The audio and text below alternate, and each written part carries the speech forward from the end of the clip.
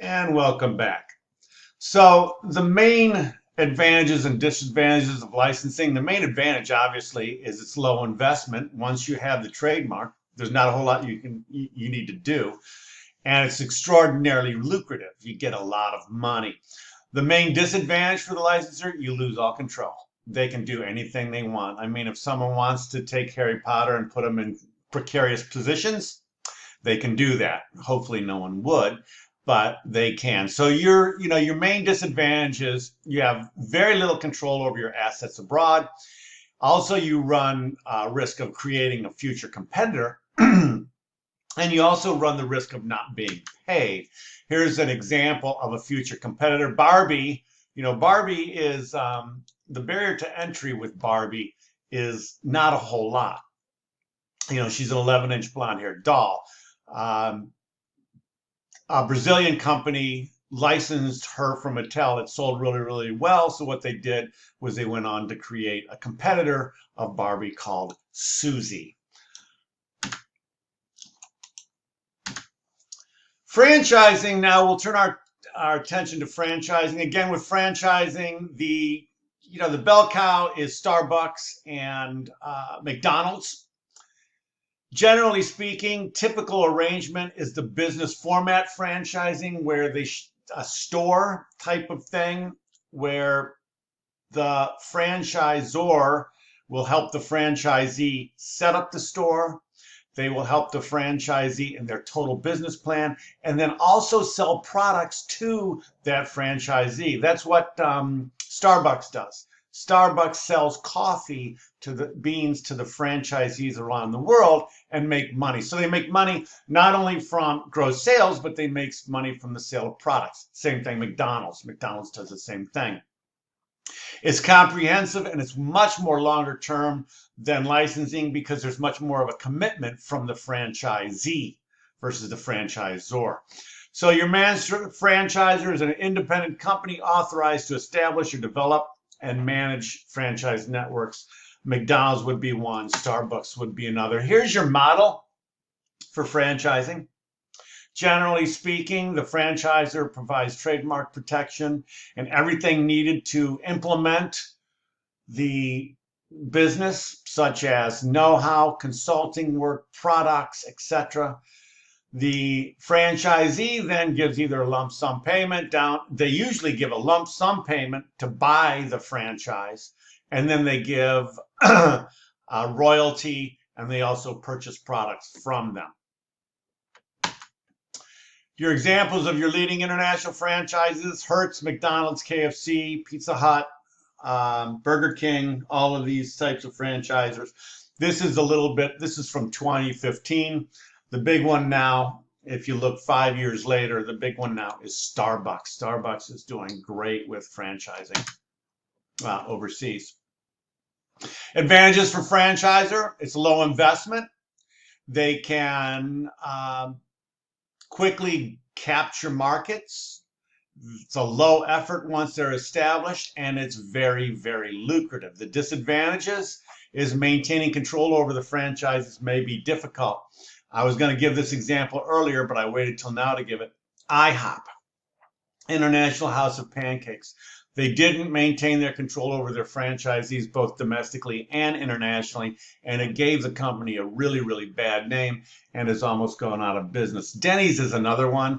Denny's, there's varying quality amongst franchisees. Some Denny's are clean and nice and bright, and some of them you walk in and haven't been cleaned and seems like the Carter administration. So the franchisor has very little control over that, and it could really damage the company's name.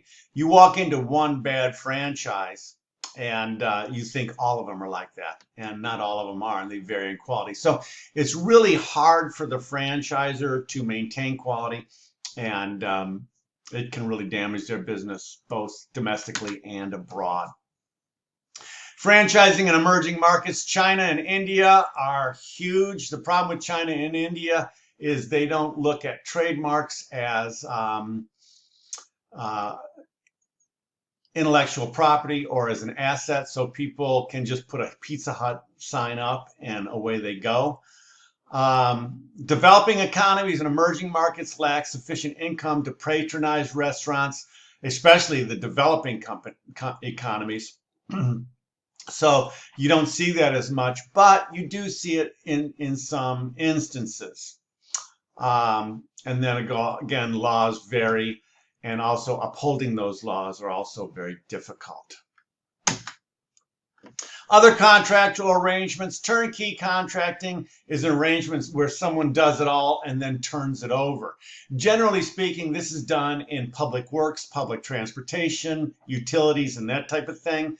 What happens is a manager comes in, they contract the entire works, and then they turn it over to somebody else. For instance, if you want a plant built, a manufacturing plant, a turnkey operation would be someone would come in, build the plant, have it ready, have the shell ready for you to move in.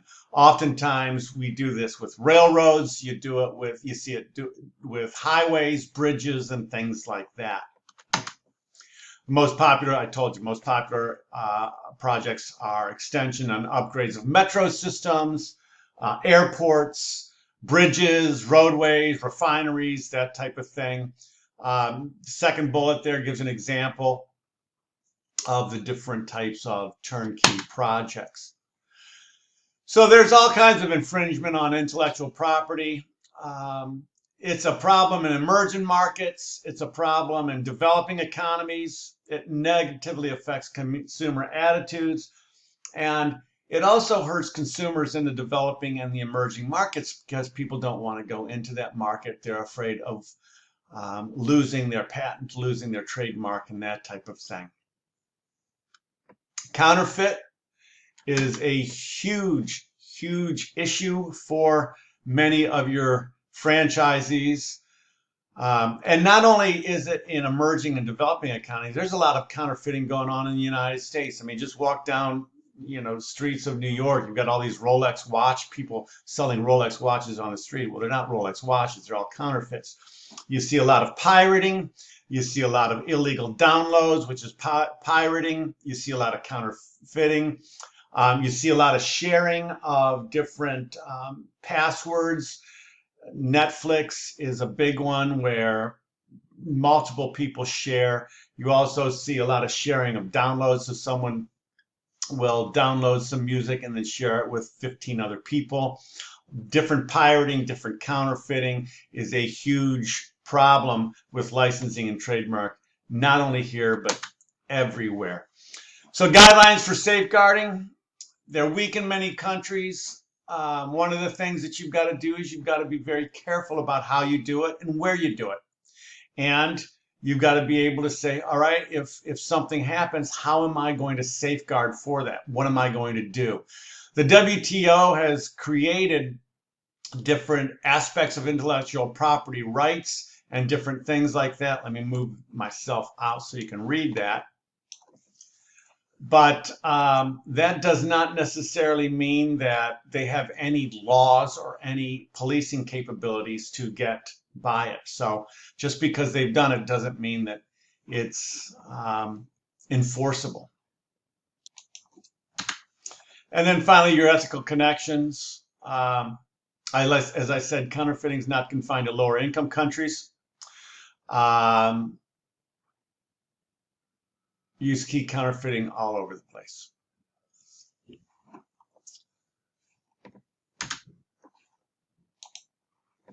So that concludes chapter 15 with franchising and licensing. I hope you enjoyed it, and we'll be back with the next chapter very soon.